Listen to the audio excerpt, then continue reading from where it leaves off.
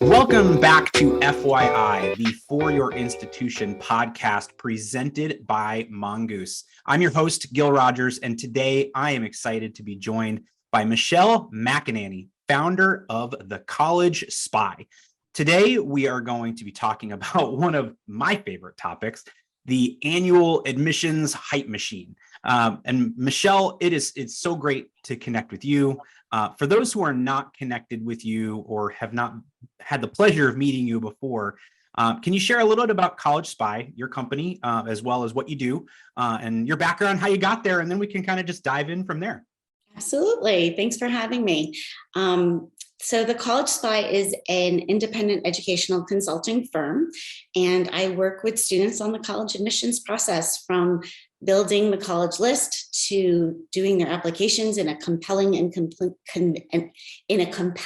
convincing way, and then answering lots of questions in between. So my background is high school guidance. I used to be a school counselor in the high school. I worked in New York, in Maine, and I actually had a small little stint internationally working in England as a school counselor for little kids, elementary school kids. Not for me. I really like working with the older students. So I bring to my work as an independent educational consultant a lot of knowledge about how things work in high school. And I'm a counselor, so I'm providing students with a very high touch one-on-one service. Awesome. Yeah. And thank you for that background. I would love to understand, as a former admissions counselor myself, and I know we talked about this last week, I've interacted with a number of IECs and attended conferences. I'd love for you to kind of share, the why behind, your approach and why you do what you do and why families and parents specifically would seek you out and decide to work with you. Sure. So why I do what I do is that I think for two reasons. One is I really like working with students and I like working with parents. Mm-hmm. And the second reason is I have, since leaving my job as a school counselor, fallen in love with both colleges and the admissions process. I'm highly interested in how colleges differ from one another and which college would be a good fit for my various students. And also just following the trends in admissions and really understanding the process from the college's point of view so that I can apply how they're looking at it to my students to help them have the best outcomes. Why somebody would hire an IEC? Is that what you'd like to know? Yeah, for sure. Yeah, there's a lot of reasons people come to hire us. So for some people, it is simply the college knowledge, right? They don't know where their child should apply to school, and they are unsure where their child could potentially get in. But other people will come for other reasons where I'm more wearing my school counselor hat. So they're looking for household harmony. They don't want to be arguing with their child about applying to college or doing all of the nagging. They want somebody else to project manage it for them. Or they're afraid. They feel that they're hearing in the media, they're hearing from friends that admissions is highly selective, that their child's not going to get in where they feel like as parents, oh, I was able to get in 25 years ago, but now my student's not going to be able to have that same opportunity because it's more competitive. And they're afraid about that. And also about making mistakes throughout high school, not taking the right courses, not being involved in the right extracurricular activities. And if this is an audio version, the right is being in air quotes, right? Because it's not always the right. But that's what parents are worried about. And they'll come for specific assistance, and they really want somebody to pay attention to their kid. And my background being high school counseling, that's really hard for school counselors to do because they are wearing many hats, not just their admissions hat, right? So they're really busy. And I think that's, I love what you touched on there about the fear in the process, because I feel like that has permeated throughout and it's just gotten worse over the years. And that's why I like to call it the annual admissions hype machine, right? There's always and you can do it by clockwork, right? And I know that for the people who are listening who work on the admission side, especially the vice presidents of enrollment, you've been through this process a number of years.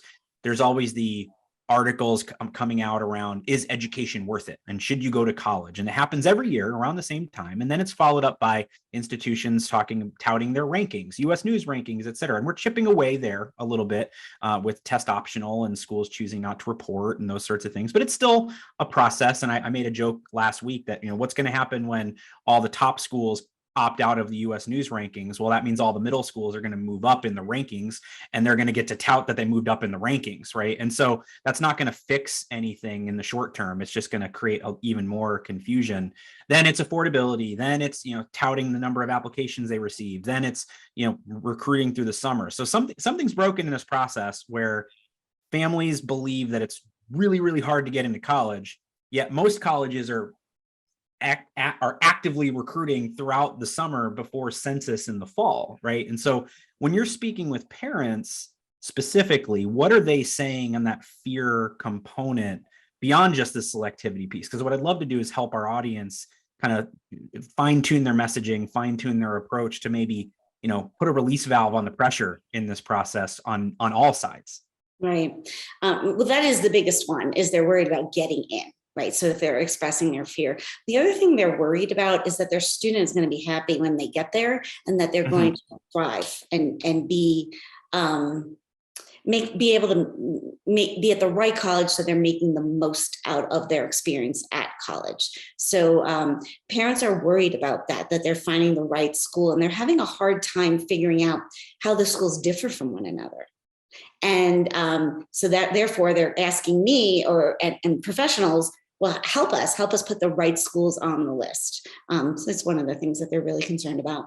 Yeah, I love the point about messaging and positioning, right? I feel like a lot of the challenges are that for most institutions, the high level communications, and this I've been on the other side of the desk well longer than I was on the admissions side of the desk, but the messaging really hasn't changed all that much, where we have small class sizes, easy access to faculty. You can start a club if you want to start a club, and we're near a city of some kind, right? They also have study abroad. And we also have study abroad, right? And these are common things that it's kind of like the basic menu for all institutions. How can institutions better communicate to you so that you can communicate to your students the difference of the approach of their campus community? And obviously there's a number of tactics they can use, but what are some of the things that they should be doing that you see that they're not? Yeah. What I'm interested in finding out about schools is not the data that you just mentioned, because I know that exists and it's easy to look up, right? Yep. I'm curious about what the culture is on campus. That's what I want to know, because I'm spending a lot of time with my students, really getting to know them as people. And I'm trying to match them up with the right school where they're going to be happy and feel good. And so I want to understand, what is the culture on campus? And I find that the best way for me to do that is to visit myself and look around and look for certain things on campus on my own. And sometimes in that college visit, schools are doing a good job letting me know very easily, where I'm not looking at the clues. They're just telling me in the info session, this is how we're different. We're in this location. This is what it means, right? So for example, like a Bucknell being really close to Lewisburg and having a tight relationship with that community, and the students can do a lot of community service in the community, right? And talking about that is really helpful. And then of course, I'll have that follow-up question, which my families will have, is, well, you're in a rural spot, it's a small town, tell me about the internships, so that we can talk to families and let them understand that kids at Bucknell get internships, even though it feels like it's in the middle of nowhere. So I think there's some transparency that would be super helpful, as opposed to just saying, it's all going to be great, we have everything. This is how we have it. This is how we deliver it to the students. Would be helpful. And to also understand what type of student is on that campus, who's there. I tell my students when they go and visit, go in the dining hall, you can pay your $10 and eat there, look around, look for your lunch table. Who are you going to sit with? That's what I want the schools to describe to me. What type of kids are there? And of course, we have all different kinds of kids on campuses, and we're kind of asking them to stereotype a little bit, but that's what kids are doing when they visit schools. They're trying to figure out, do I fit in here? Am I that Greek life, rah, sports culture student, or do I want more of the I don't know, University of Chicago, right, where quote unquote fun goes to die, Right. Experience.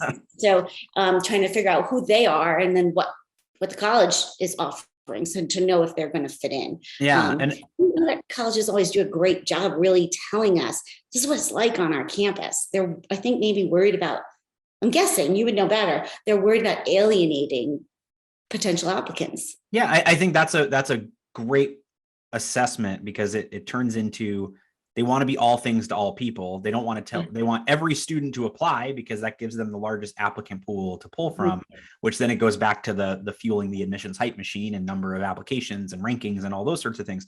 At the end of the day, I think that the admissions counselor out in the field isn't thinking about that. They're just trying to do a good job of representing the institution and helping the student find the right fit. But there's pressures to hit your enrollment targets, right? So they don't want to say something that's going to turn a student off. They're going to want to get them to be excited about the potential for attending the institution, right? And I feel like one of the best pieces of advice I've ever heard for students who are researching schools is, when you're on that campus visit, don't talk to the tour guide. The tour guide's trained to tell you what to say, right? Clearly talk to them, but also don't just talk to your peers who are in the tour group. Talk to the sophomores and juniors in the dining hall. Those are the ones who have experienced the experience on that campus, and they're getting ready to leave. And if they're going to have the longest exposure to your potential experience. So anything that you can do to get connected with those people, and there's, online communities, and there's ways to do that sort of thing. But that I think is the way that students should be thinking about this process. Yeah. I don't know if I told you about this when we first talked, so I'll tell your whole audience. So the College Spy has a product coming out, which is a huge deal for me, right? I mean, I'm a service-based business. And the product is an educational deck of cards. Did I tell you about it? You shared it briefly, but for sure, share it again. It's called the Talking College Campus Visits Card Deck. I created it with a colleague who is a former professor at American University. Her name's Andrea Malkin-Brenner. And it teaches students and parents how to take a tour. And the purpose, or the why behind why we created cards like this is, I think a lot of families will go on to campus and visit just taking what they can get, right? Hoping that the info session and the tour, or if they're lucky, they hit an open house or a specialized tour, like an engineering tour, something like that. But they're hoping that experience gives them enough so that they know this school belongs on my list if they're in that part of the process, or I'm ready to commit, right, if they're a senior. And the point of the card deck is to kind of say, well, you don't always know from going to those visits. So let's take the experience into your own hands. And what can you do to set up a very deliberate and thoughtful campus tour for yourself? So I'm excited about that. And I'm kind of hoping that those cards and those ideas gets back to admissions, so that they can kind of think, well, this is what families need in order to figure out if this is a fit. There are some schools that do a great job with that, where if you feel like when you go on the campus tour that they 100% want students to apply who are a good fit, so that they are accepting students who are a good fit. And I assume that means because that they'll yield those students and they'll retain them, and graduate them, right? So for example, Johns Hopkins is a fantastic tour that way. They say that the best applicant is the most informed applicant about our school. Another one, totally different university, is College of Worcester in Ohio, a small liberal arts school, really telling you this is who's a fit for campus. And I think when they do that and they're really genuine about it, it does bring that hype down for families. Yeah. Sitting there. I mean, I think at the end of the day, the more information you have when making a decision, any kind of decision, it makes that decision a little less stressful, right? When it's helpful information through the process.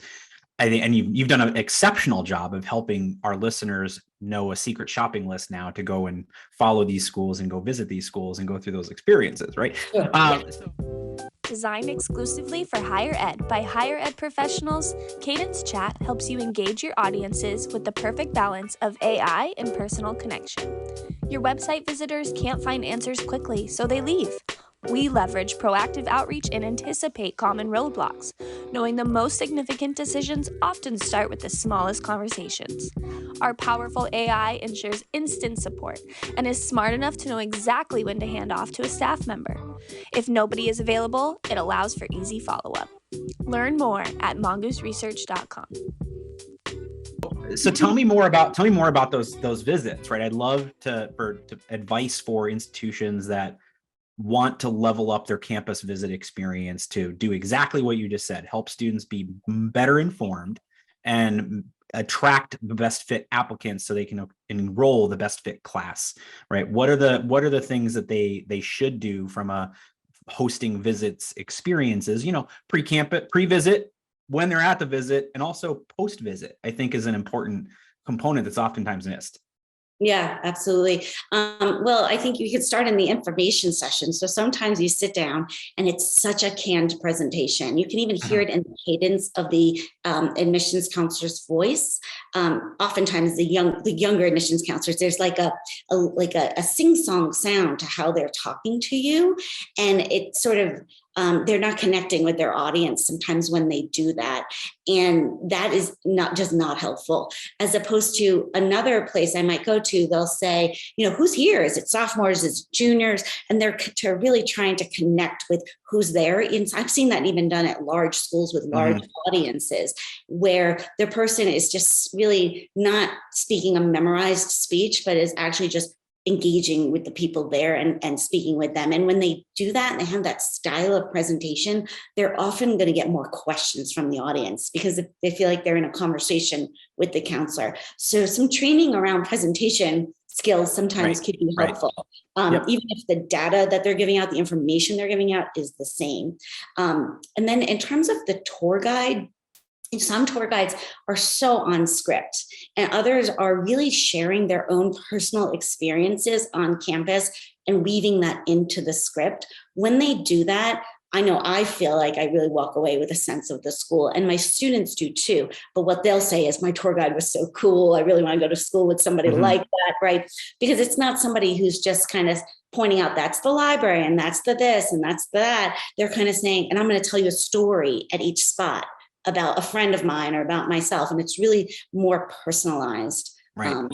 Really and I would say for those counselors who are giving those information sessions, I think it's important to remember, and it's very easy to forget, that while you might be giving this information session for the 50th time, for the families in the room, that's likely the first and only time they're going to see that presentation. So you have to leave your familiarity and maybe boredom with the content at the door and recognize that you're on stage, you're an entertainer in a lot of respects.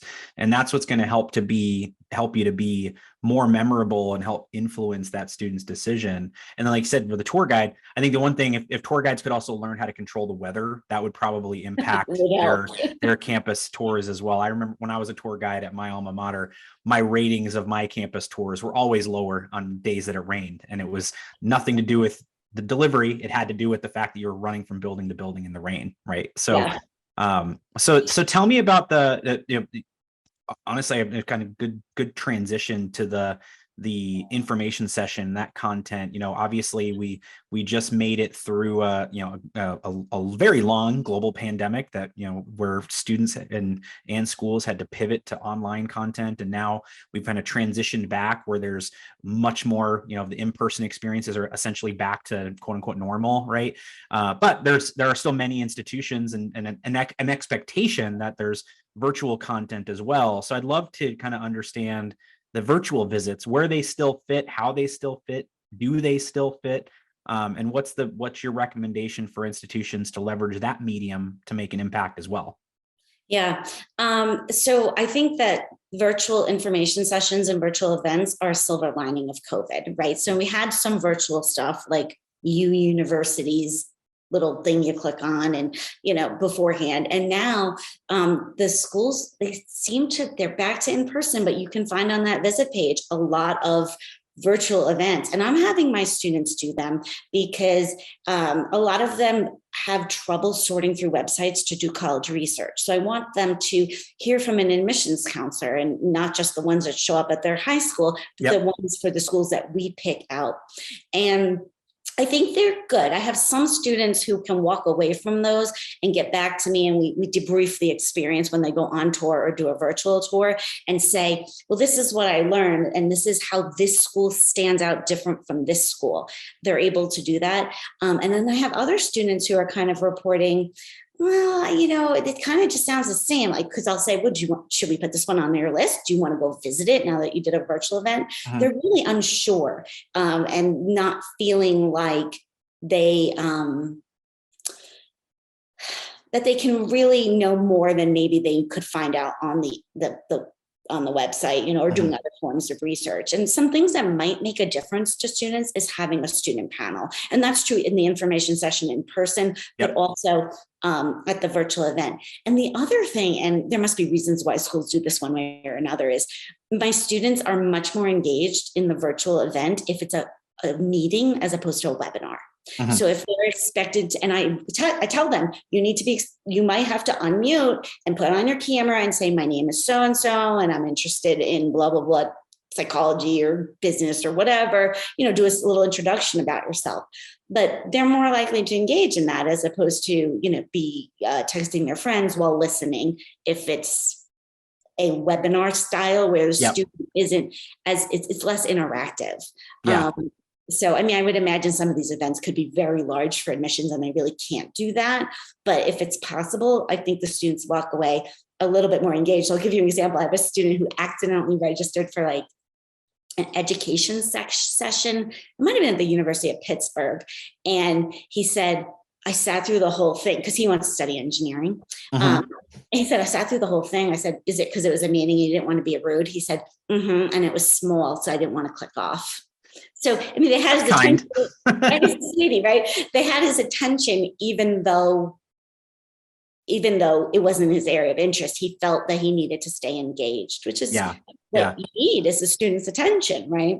Yeah. And I think that that's a very prudent point. And I think the other thing to consider is that for many institutions, it's that balance of being live all the time, which is what COVID was, right? Versus there's also the other end of the spectrum, which is all on-demand content. And I think, that was before COVID, that was your virtual tour and your YouTube page, right?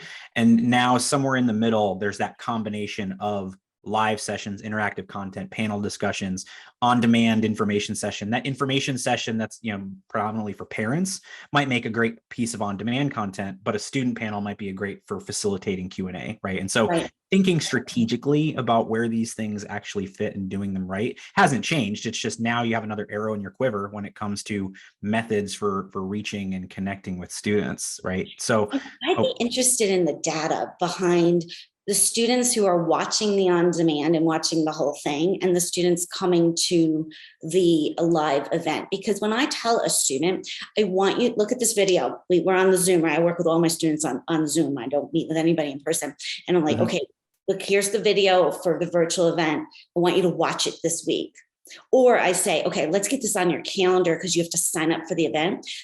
Much more likely to do it. And this is, of course, anecdotal, not real data. If it's a live event that they have to be at, and it's only at this time, as opposed to, oh, I forgot, or no, I watched the beginning, or or they, they're just completely taking it for me. So you're talking to a guy that worked at a virtual events company through COVID, and you're 100% spot on. When it feels like I'm registering for a live event and I have to be there at a certain time, there's a certain attitude and perspective around it that's different than just watching an on-demand video. Then it's up to the institution to package it, promote it, and market it the right way, which is a whole separate podcast, right? Right. So not for me. Although I do a lot of online stuff myself as an IEC, and packaging and marketing and webinars and all of this stuff. So I might be able to talk about that. But but I'm definitely aware about the students who are they're not engaging. It's very interesting. And it could be about the timing, right? If you want to get somebody first semester, junior year to engage in that content, it's harder than getting that student who's it's August going into senior year, and they Yep. need to finalize that list, and they're feeling panicked. Yep. And that's, I think you go back to the college admissions hype machine. Where do these Right. things fit in that process to dispel some myths, make the process easier, give them the resources they want? I think back to your point, and then I have one final question for you. Around the students using the online experiences as kind of a filter, right? I think the hesitation prior to the pandemic of doing anything virtual was, well, we want them to come visit campus, because if we can get them to visit campus, we're in front of them, we're more likely to convert, even though if they're not tracking that data at all, but it's anecdotal perspective and the feeling of, okay, we've got them on campus. The website didn't replace the campus visit, but you have a website. Your social media didn't replace a campus visit, but you have social media, right? And it's the students are using they're using these experiences to decide which schools to invest their time in to go to visit, because they don't have unlimited resources and time to be able to do those sorts of things. So, but in the spirit of, for those who have been listening for the past few weeks on the podcast, always like to keep students at the core of the conversation and what we talk about. I'd love for you to share a little bit about how students are communicating to you about how they're researching schools, how they're hearing from and about schools, and what's working for them and what's not working for them, so that our institutions who are listening might make some strategic tweaks after listening to you today. Yeah, it's a great question for your audience. So my students hear about schools the way we know they hear about schools. My friends are applying there. Parents are speaking about it. It's in my region, perhaps, or highly ranked. They know Harvard, they know Yale, Mm-hmm. right? Yep. Even if they know they're not going to be applying to those two schools. What they're saying is that they're getting a lot of emails and they do not open them. And although I would imagine your audience can check the data on that, my students are telling me, though, anecdotally, oh my gosh, I'm getting so many emails. Oh my gosh, I'm getting so many emails. But one thing they are aware of, even if they're not opening the emails, is who is emailing them. So for example, I might bring up a school and to a student, a hidden gem or just a different one we hadn't talked about before. And they'll be like, no, I don't know much about that school, but they are sending me emails. And so they're aware of who's reaching out to them, but that doesn't mean they're opening and clicking and learning about the school in that way, which is interesting to me. And I'm always trying to tell them, let's start opening those emails up, right? Not only what I tell them is all about demonstrated interest, that colleges can track that. Now, is that the number one thing that's going to get these kids into school, opening the emails? No, they need to be doing their homework, right? Having good grades. However, if I can get them a little bit nervous about that, it'll force them to open the email and learn about the colleges and stay engaged in the process. So I'm maybe using a little hype myself to help do some research and some. So anyway, so the email thing is interesting. And I think a lot of times the students who have a one-on-one independent educational consultant, the person they're relying on is me to introduce, right? They feel like mom picked somebody or dad picked somebody, they're going to be the one introducing the schools to me. I do have some students who are very engaged and will say, well, what about this one, Michelle? What about that one? But for the most part, this is very passive. So for institutions, so I'll add a follow-on question. I lied. One more. So for students who are, or for institutions rather, who want to better reach students who are working with an IEC, what's the best way for them to influence and get in touch with you and people like you? Well, the best way, in my opinion, is give me a fly-in. Oh my gosh, do those fill up fast? If you don't get back to the school that sends you an email, do you want to come to the fly-in? Within 5 minutes, it's full. We love those. If you have the budget and the inclination to invite independent educational consultants to campus. And when I have a day and a half on a campus, my goodness, does that school not only fall on my students' lists, but they fall on the right students' list, right? Who's really going to want to apply. It's a good fit for, and they're likely to actually pick that college. So, and it's mostly really the smaller schools that are bringing us to campus. But there are also big schools that get in touch with IEC. So the University of California, Santa Barbara is periodically sending out messages to independent educational consultants that's specific to us. And those get opened a lot more than other emails I might get from schools who actually think I'm a student, or, because I have to sign up sometimes for tours as a student because there's no other way to do it. It's not, you can't just say I'm an independent educational consultant when you sign up online. When I have a very targeted message that's to an IEC coming to me from a university, I will open and read it because they're providing me with information that will help me do my job, as opposed to I'm reading the stuff that's going out there for parents and students. See what I mean? Got it. Yep. It's targeted at me and it's helpful to me. So I open it and I read it. So, having twice a year a counselor, I would imagine you could send the same type of thing to school counselors and independent educational consultants. Because I would have opened it as a school counselor too. Yep. That could be really helpful. Yeah. So tailored communications, tailored opportunities are the best method there, is what it sounds like. And sometimes those opportunities do come virtually for us. But I'm curious how well attended. I am much more likely to say, oh my goodness, fly me in and I'll give 2 days of my time to go to one school than I am even to do an hour virtual session specific to IECs, even because it's so much better when you stand there on campus and you really see it. You walk away, you know who would fit in well at this school. Well, and like you mentioned, I think if the content is all stuff that you could find on the website, then that virtual session is probably not as valuable as if they had chosen a different format that might be a little bit more impactful. Again, totally separate podcast that we could do on virtual events and content. So maybe we'll get you on for a follow-on episode at some point in the future. So Michelle, thank you so much for your time. I hope that you've enjoyed it as much as I have. You're easy to talk to, got some great information. What is the best way for folks to get in touch with you if they want to continue the conversation and invite you to campus and all that sort of fun stuff? My website is thecollegespy.com and my email is Michelle, which is 2 L's, at thecollegespy.com. So be happy to engage with your audience. That would be great. Awesome. Thank you so much again, Michelle. We appreciate your time.